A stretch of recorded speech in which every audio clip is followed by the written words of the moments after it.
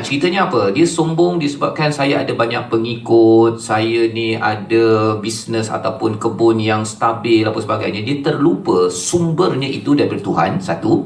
Yang keduanya, dia dapat bercakap, dia dapat manage kepada menguruskan kebun tersebut pun, dia dulu asalnya daripada sperma yang sebenarnya tak ada apa pun.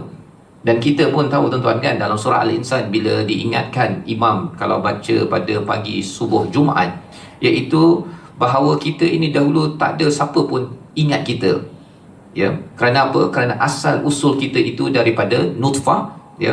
Sebenarnya kalau semua orang namanya Fazrul, sebelumnya itu dia ada sperma bernama Fazrul, lepas tu jadilah manusia bernama Fazrul. Itu asalnya.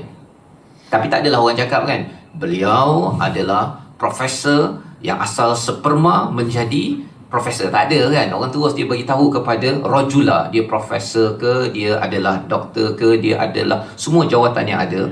Tapi semua itu datang daripada hakikat diciptakan.